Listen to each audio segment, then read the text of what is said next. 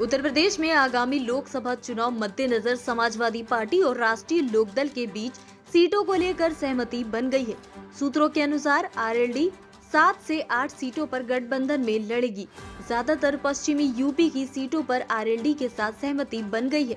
Sapa RLD के सूत्रों के हवाले से बड़ी खबर है कि सपा अध्यक्ष अखिलेश यादव और आरएलडी अध्यक्ष जयंत चौधरी के बीच बातचीत के बाद सहमति हो गई।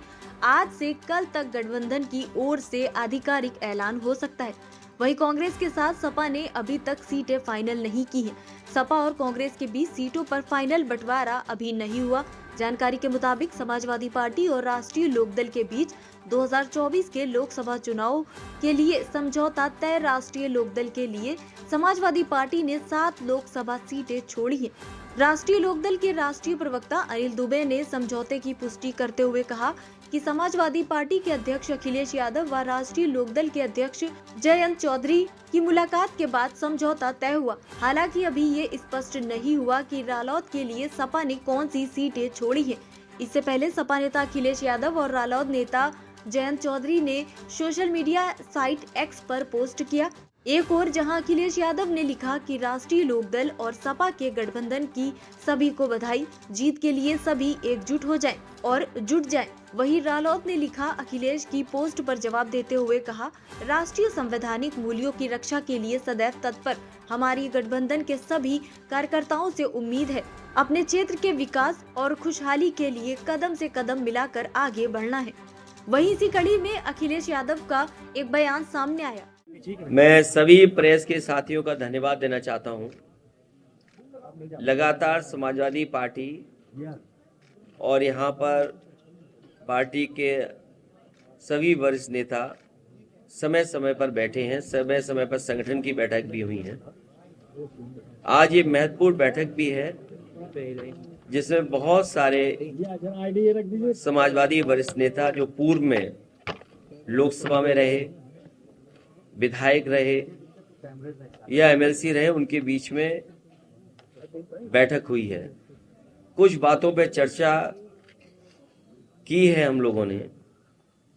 आने वाले समय में 26 तारीख को गणतंत्र दिवस जब मन रहा होगा, पूरा देश मनाएगा, तो हमारी पार्टी का पूरा संगठन गांव स्तर पर इस कार्यक्रम का आयोजन करेगी। पूर्व में भी समाजवादी पार्टी गणतंत्र दिवस के दिन सभी लोग बैठ करके संविधान पर और हमारे पूर्व में जो लोगों ने आजादी दिलाई है उनको हमेशा याद किया है। और वहीं 23 तारीख से जो नई वोटर लिस्ट आई है वो महत्वपूर्ण चीज है।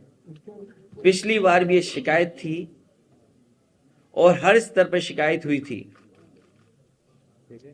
कि इलेक्शन कमीशन और बीजेपी ने मिलकर के खासकर जानबूझ करके वोटर लिस्ट में गड़बड़ियां की थी और गड़बड़ियों की शिकायत भी हुई। उन शिकायतों का निराकरण नहीं हुआ।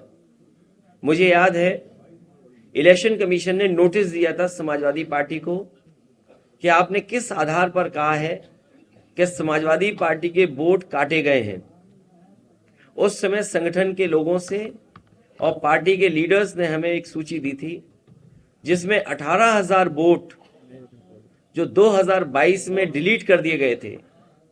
जिन लोगों के 2019 में वोटर लिस्ट में नाम थे उन्होंने वोट डाला था, लेकिन 2022 में डिलीट वोट कर दिए थे। उनके बाकायदा एफिडेविट देकर के इलेक्शन कमीशन को शिकायत की थी, लेकिन इलेक्शन कमीशन ने किसी भी आरओ या किसी अधिकारी के खिलाफ कोई कार्रवाई नहीं की। इसलिए 23 तारीख को जब नई वोटर लिस्ट आ जाएगी तो हमारी अपील है कि संगठन के सभी लोग, पार्टी के सभी वरिष्ठ नेता मिलकर के उस वोटर लिस्ट में जो समाजवादी पार्टी के वोटर्स छूट गए हैं या जानबूझ करके काटे गए हैं उन सबको शामिल किया जाएगा। हमारे बीएलए जो एजेंट्स हैं उन लोगों का सहयोग लेकर के हमारी लीडरशिप उनको समय समय पर गाइड करेगी। इसी के लिए बैठक बुलाई गई है।